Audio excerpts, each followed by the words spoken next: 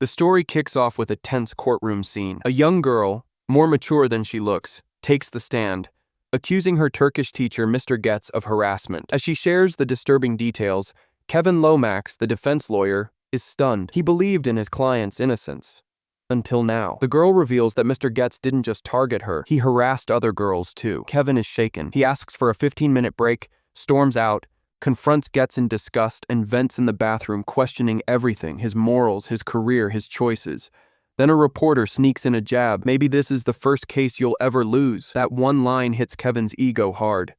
When he returns to the courtroom, something changes. He starts grilling the girl, Barbara, twisting her words, painting her as a liar, a manipulator who hates her teacher. He implies she framed Getz, even drags in details of a party she once hosted to destroy her credibility. Under pressure, Barbara breaks and admits she lied to protect herself. Just like that, Kevin flips the case. Getz walks free. In short, Kevin didn't defend an innocent man. He shattered a girl's truth to win. He played the jury with emotional manipulation and character assassination, and he won.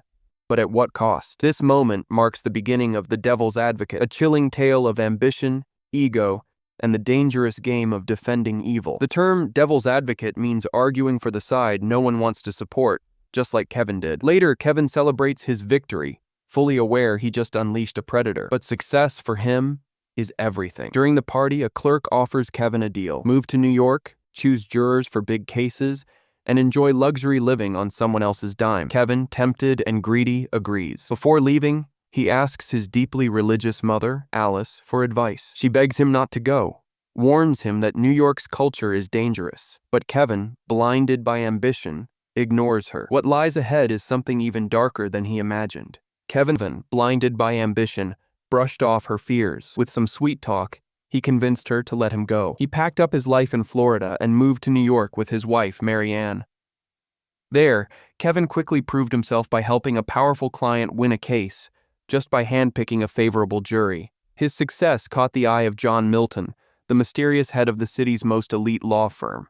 Kevin was invited to meet him in a shadowy, almost otherworldly office. Milton offered him everything: money, women, power, even a luxury apartment, all in exchange for his talent. Quoting the Bible, he said, "I send you out like sheep among wolves. Be as wise as serpents and innocent as doves." It sounded like wisdom, but it felt like a warning. Soon after, Kevin took on his first high-profile case: a man accused of sacrificing animals, possibly practicing dark rituals. It was nearly impossible to defend, but Kevin twisted the argument into one about religious freedom. Shockingly, the judge bought it. Another win. Success was pouring in, but at a cost. Kevin was so buried in work, he barely noticed Mary Ann slipping away. Still dazzled by the city's glamour, she tried to keep up. At a lavish party thrown by Milton, she made Kevin promise not to leave her side. But moments later, he was already chatting with another woman. Alone and vulnerable, Mary Ann encountered Milton, who unnervingly flirted with her, even suggesting she change her appearance in disturbing ways. Later,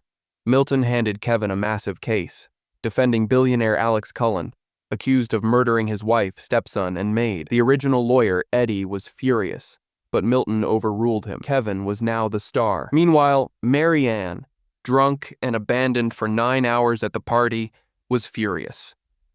Kevin, the rising legal god, was about to face hell on the home front and the couch. The next day, Kevin met Alex, who wasn't happy about a rookie taking over his life or death case. But when told Kevin had won 64 out of 64 cases, he gave in. Back home, Mary Ann was falling apart. She began seeing terrifying visions, especially one involving a woman Kevin worked with, whose face twisted into something monstrous. Kevin dismissed it as stress or imagination, but Mary Ann's loneliness in their cold, cavernous apartment was real. Kevin thought a baby might fix things, but what was broken between them ran much deeper than he realized. He had to question Alex Cullen, the billionaire accused of murdering his wife, stepson, and maid. Kevin asked why Alex touched the gun at the crime scene. Alex claimed panic. He thought someone might still be in the house.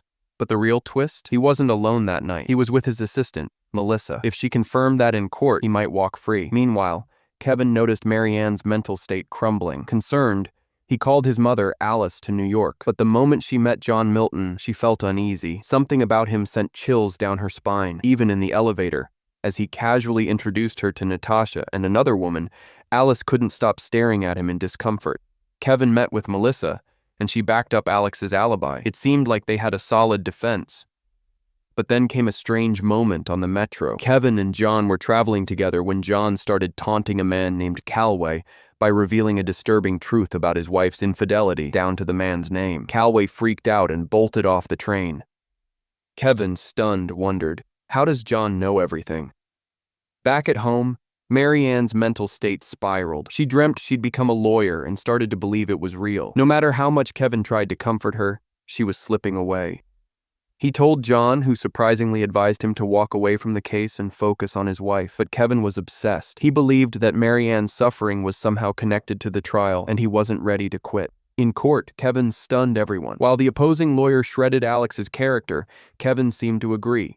He admitted Alex was a liar, a cheat, a fraud, but then he twisted it. Disliking a man doesn't mean he's a murderer. Just like that, he flipped the narrative.